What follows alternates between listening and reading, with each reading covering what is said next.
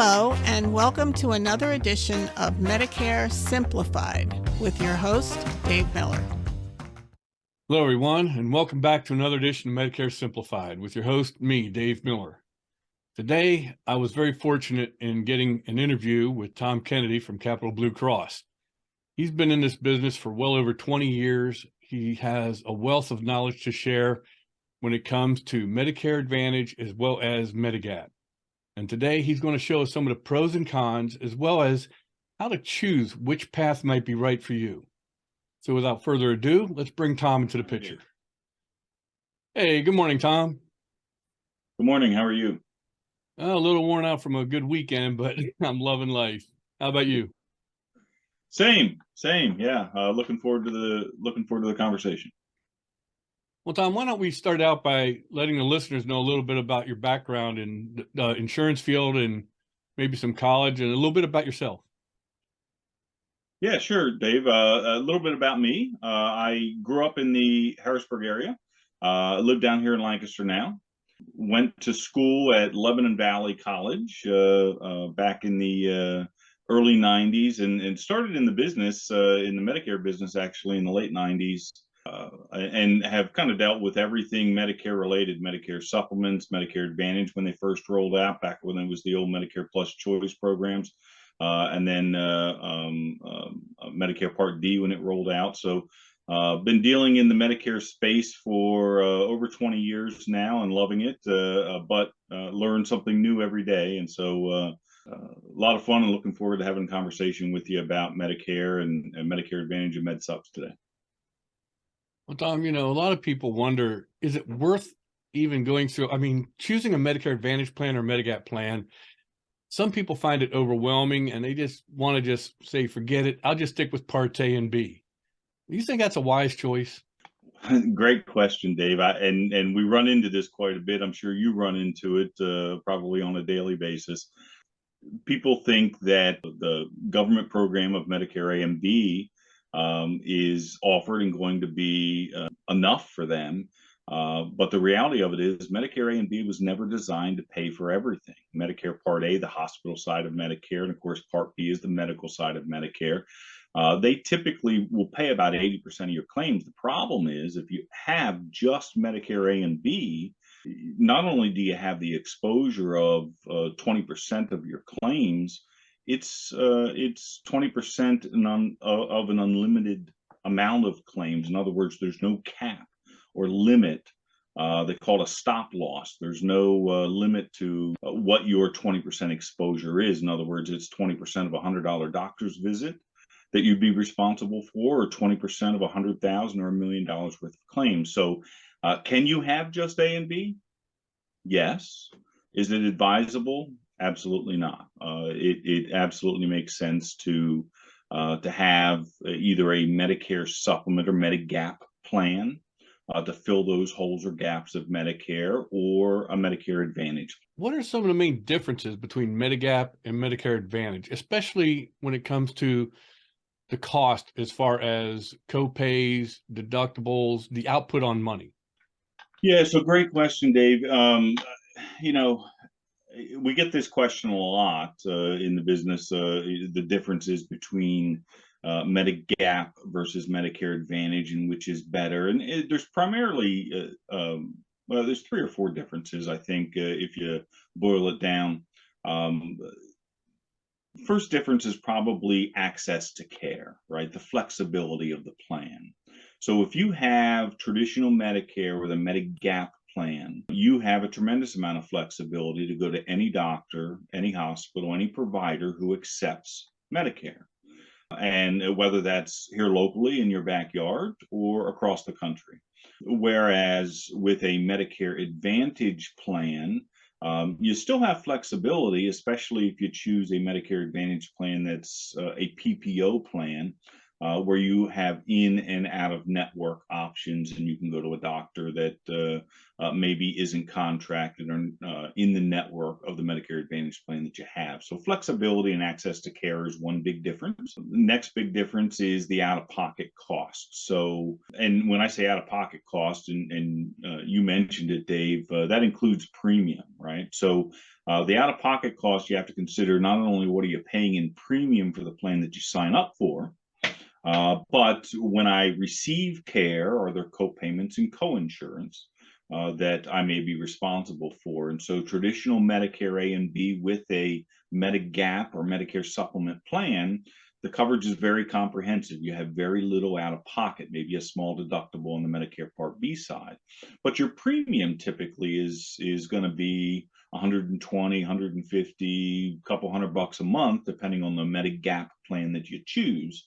And so your out-of-pocket cost is going to be a little bit higher on the front end in terms of premium, where with a Medicare Advantage plan, your premium in many cases, especially in this market that we operate in, it can be very, very low, zero premium in many cases for your Medicare Advantage plan. But when you go to use the insurance, you're going to pay for it. You're going to pay for it in the form of co-payments. So it might be $5 or $10 at your doctor's office. It might be a couple $100 for outpatient surgery, or a few $100 when you go into the hospital in the form of co-payments. So it's kind of pay me now or pay me later when deciding on choosing a Medicare supplement plan versus a Medicare Advantage plan when it comes out of pocket costs. And I talked about the premium a little bit as well. I think I get the question a lot, Dave, is well, what's better, right? And truth of the matter is, I don't think one's necessarily better or worse than the other. They're just different, and as long as you understand the differences. You actually answered my next question. What I've done is I've made this a 4-part series. Part 1, I talked a little bit about Medigap, what it is, how it works. And then the next one was about Medicare Advantage. Then I talked about value-added benefits, which brings me up to another question. With Medigap, some companies offer an add-on package, some don't, to where they get dental, vision, and hearing, which you don't get with normal Medigap plans, and you can get with Medicare Advantage. So what do you think about when you add up the cost of a Medigap plan, a separate drug plan, and a dental, vision, possibly hearing package? You're talking a lot of money versus Medicare Advantage. So where would I lie if I had like a lot of medical issues? What would you suggest for somebody in that case? Yeah, and so great point. And I guess going back to your previous question, that's probably one of the other differences is sort of what's included or what's covered. So with traditional Medicare and a Medigap plan, you're absolutely right. Typically dental, vision, and hearing, or even some additional supplemental benefits aren't necessarily going to be covered, or you can purchase those plans separately. And then, of course, you have an additional premium then associated with buying the additional insurance if you need dental, vision, and hearing. It really comes down to your budget, right? What do you have, or what are you willing to spend for traditional Medicare with a Medigap plan versus a Medicare Advantage plan? But the Medicare Advantage plans have a lot of those supplemental or ancillary benefits built into them. So most of them are going to have dental, vision, and hearing, and maybe some OTC or transportation or fitness benefits or additional supplemental benefits already built into the plan. And then, of course, you get into, and I don't want to steal your thunder, Dave. You may be getting into it in subsequent questions here, but the prescription drug or the Part D component you have to consider as well, and what that's going to cost and what your co-payments are for that. Now, I know Medicare Advantage, you can get just an MA only, which has no coverage for drugs, unless, like myself, I'm a veteran. So when I get on Medicare and I have VA benefits, I don't have to worry. Right. But, a lot of people say, well, I don't take any drugs. I don't need to worry about a drug plan. And I covered this in an edition called The Penalty Box. Yeah. And with Medigap, you have to get a separate one. Medicare Advantage prescription drug, you get it with it. It's kind of like an all-in-one deal. Yeah. But what happens, and I've had this happen a couple times over the years, and I educate the people about this, but something maybe you can enlighten the listeners on. Let's say I come to your house, for example, and you're on Medigap Plan G, but you want to talk about Medicare Advantage. And you see there's this great zero premium plan. It gives you a $25 Part B buyback, and they enroll in it. I advise them that they have to drop the Medigap plan and that the drug plan will automatically cancel out with the enrollment of the Medicare Advantage plan. But now they're thinking, okay, I've got Medicare Advantage, 0 premium, $25 buyback on Part B. It comes with a drug plan. I'll just keep my Medigap. What happens when somebody does that? Well, yeah, I think a couple things to talk about there. First and foremost, it is illegal for an insurance company or an agent to sell you a Medicare Advantage plan, knowing that you have a Medigap plan already. Without any plan to cancel that Medigap plan. I think there's some onus on the insurance agent and certainly the insurance company to make sure that you're canceling that Medigap plan. You can't have both. You can't have a Medicare Advantage plan and a Medigap plan. Number one, it doesn't really make sense to have both, but it's illegal. And so there are ramifications on the insurance company and on the insurance agent if the advice is to sell you or to you enroll in a Medicare Advantage plan and you also to retain or keep your Medigap plan in place, up to and including, loss of insurance license and, that sort of thing. So it's illegal for an insurance carrier and insurance agent to sell you a Medicare Advantage plan, knowing that you have that Medigap plan in place with no intentions of canceling it or replacing the Medigap plan. What happens to the customer, though, when they try to do that? Well, good luck getting your money back. Good luck getting your premium back if you do try to retroactively cancel the Medigap plan. Is that what you mean, Dave? Well, if the customer doesn't tell the agent, let's say the person is new to Medicare, and I'll go visit them and they're interested in Medicare Advantage. I enroll them in a Medicare Advantage plan, and they talk to another agent without telling them they've already met with me, and they enroll in a Medigap plan. Okay, you and I meet. I sign you up on Medicare Advantage prescription drug. Now, 3-4 days later, you meet with a young lady who comes, it's also an insurance agent, and you talk about Medigap, and she actually enrolls you in Plan G. Now, Yep. with me, you enrolled in Medicare Advantage. You enroll in Medigap with her. Where does CMS come into play? And what happens because you signed up with 2 different agents on 2 separate products? Yeah. Well, I mean, there's certainly, if your question has to do with coordination of coverage and who's paying the bill, it can create quite a mess. Because if you're, and certainly which plan you're trying to present to your provider, your doctor, when you go seek coverage for the end consumer. There's a coordination of coverage that needs to happen, and Medicare is going to assume that you're still on that Medicare Advantage plan, and the Medigap plan traditional Medicare isn't going to pay. It can create a mess in terms of claims. Hopefully I've answered that question well enough for you. Yeah. So Tom, during annual enrollment every year, people are pulling their hair out, watching commercials that are, in my opinion, somewhat misleading in some cases, not all, but they change a Medicare plan every year if they want to, or they can stay on the same plan. But what if someone were on Plan G, for example? Can they, during annual enrollment, can they change to Plan N? I mean, is that possible for Medigap people? Certainly is possible. You don't necessarily need the Medicare Advantage annual enrollment period to do that, because with Medicare supplement insurance, outside of when you're first aging into Medicare and first eligible for Medicare and making some of these Medicare decisions, Medigap plans, the Plan Gs and Ns and the lettered Medigap plans are medically underwritten. And so you can make a change, and you can make a change anytime throughout the year, but it's going to be medically underwritten. Now that creates potentially another layer of issue or concern, and that's your Part D, because the Part D or prescription drug benefit, if you have a Part D plan, you can only make that change typically during the annual enrollment period. So when you're talking about underwriting, it's very similar to life insurance, which I also sell. And you're talking about going through a lot of medical questions, medical history, prescription drugs. And then if there's some problems or conditions in there. I believe the term is called table rating. Can you explain a little bit more about how the underwriting and table rating process work?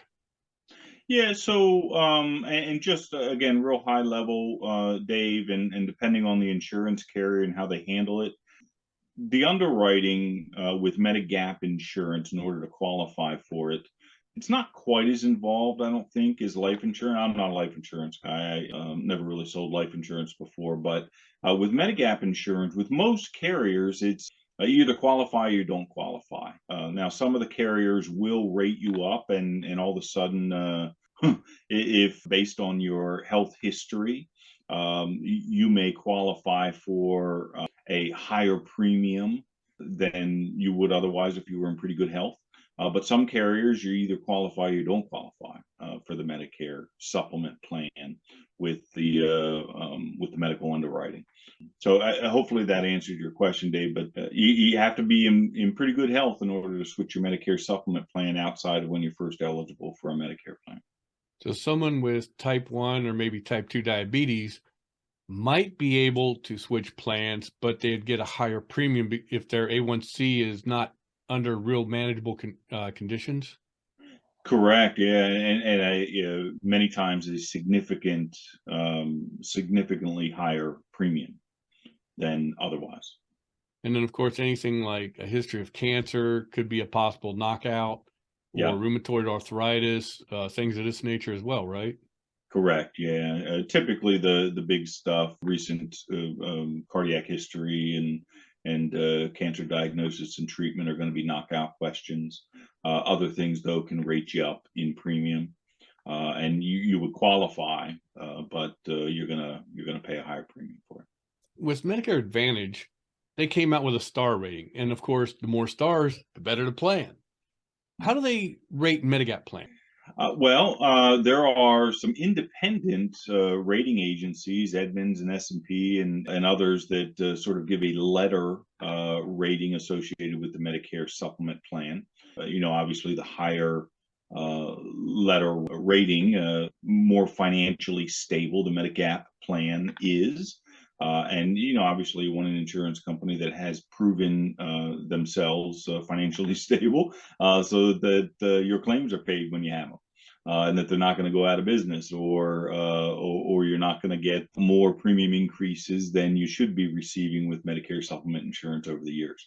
But yeah, there are independent rating agencies that financially evaluate Medigap insurance companies and give them, kind of like when you were back in school, letter ratings, A, B, C, and the pluses and minuses in between there too. So My Medigap and Medicare Advantage podcast I did prior to this one, I talked about traveling.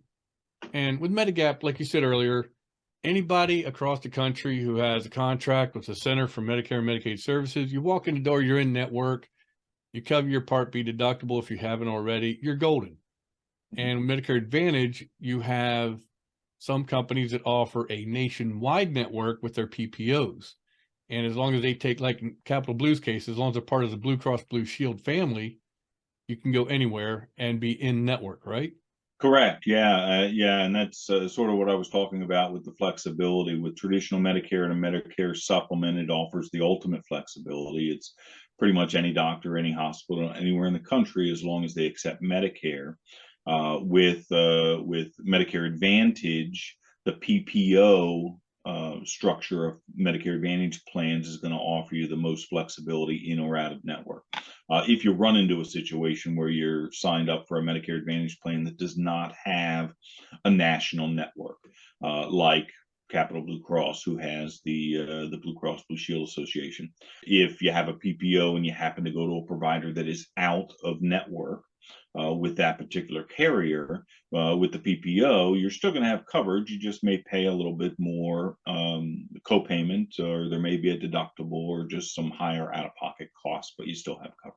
And Tom, on average, how much do Medigap plans increase with age or time? What's the average increase in there? So I haven't seen any recent statistics. You're probably more in tune with this than I am, Dave. But I think a fair expectation for folks is an annual increase for Medicare Advantage or Medicare supplement plans, rather, of 4 to 6% per year in premium they can expect.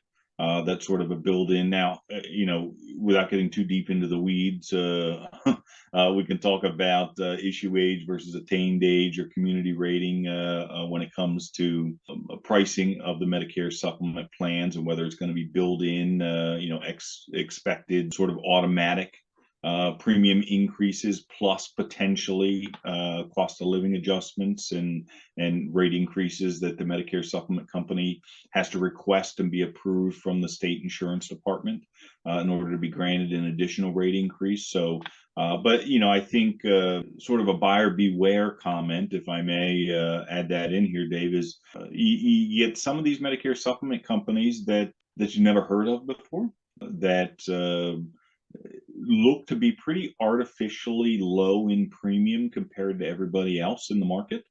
And you just have to be careful because they may not have the greatest history in terms of rate increases. And where a more established Medicare supplement plan is going to show a consistency over time of rate increases because the last thing in the world you want is to be 75, 80, 85 years old now and you're getting priced out of your Medicare supplement plan because premiums are going up too quickly and just getting too expensive. I think that 4 to 6% is the last probably the last numbers I've seen in terms of rate increases for med subs. I think is a pretty safe number. How bad did the Affordable Care Act affect Medigap? Kind of affected everybody a little bit in terms of premiums and healthcare costs in general. I'm not really in a position to. There are smarter people than me that probably better understand the impact of the Affordable Care Act in terms of premium and overall healthcare costs. But prices across the board have been going up. I'll tell you what. I really appreciate, I know you're a busy man. You got 9 hats you wear, and I really appreciate you taking your time out. I just want to say thank you for all your knowledge, your words of wisdom today. Is there anything else that you might want to add that we haven't covered yet with the Medigap versus Medicare Advantage? No, I mean, the last thing here I had on my notes, Dave, and you sort of touched on it already, is just sort of the Part D component and how that fits into the equation. And I think you mentioned it already. The Medicare Advantage plans, for the most part, have the Part D or prescription drug benefit built into it, where with traditional Medicare and a Medigap plan, you have to purchase that Part D plan separately, and you have essentially a third insurance card you stick in your wallet. But other than that, I just the only message I'll leave everybody with when it comes to Medigap versus Medicare Advantage is just understand that they're just different types of coverage for folks. One's not necessarily better or worse than the other. They're just different, and as long as you understand those differences, or more importantly, seek the advice of a trained expert and professional like yourself, Dave, to make sure that you're getting the right counsel and the right advice based on your situation. When I say situation, budget or health or what your real needs are. Is just make sure it can be complicated and it changes all the time. And so getting the advice from somebody that deals with it on a regular basis like you do can absolutely be beneficial. And you don't even charge a fee for that service, Dave. So I never will. Even if I could, even if I could charge somebody something, I would. The only thing I ever ask somebody to pay me is their attention. There you go. I never ask for a dime. Plus, if I'm not mistaken, I'm not allowed to get paid to go to somebody's house, but why would I? I get mileage right off, and I get a generous commission wherever, no matter what I sell. And if an agent ever does want to charge you for something, report them to the insurance commissioner's office, because they're not allowed to charge you when they come to your home for Medicare plans. And Tom, again, I just want to say thank you very much for your time. Ladies and gentlemen, that was Tom Kennedy from Capital Blue Cross, a man with infinite wisdom and knowledge when it comes to the Medicare field, over 20 years of experience. and he's been a great help to me in many cases. I get fantastic support from their company. My broker manager and Tom combined are like the dynamic duo. I get through any hiccups or problems. They're more than willing to step out and help me out and get things straightened out. And I hope you've enjoyed this podcast, found it informative and useful. Please share it with your friends, leave comments. Don't forget to subscribe. And next up will be how Medicare Advantage plans are designed and why they're different from one county to another. We're going to have another interview coming up on the next podcast, so make sure you tune in. Have a great day, and we'll catch you on the next broadcast. If you've enjoyed this podcast and don't want to miss future episodes of Medicare Simplified with me, Dave Miller, please subscribe wherever you get your podcasts. And don't forget to check out my book, Medicare Ready, Set, Go, available on Amazon in paperback and Kindle format. If you're looking for Medicare advice, please reach out to me at dave@mig4u.net or online at mig4u.net.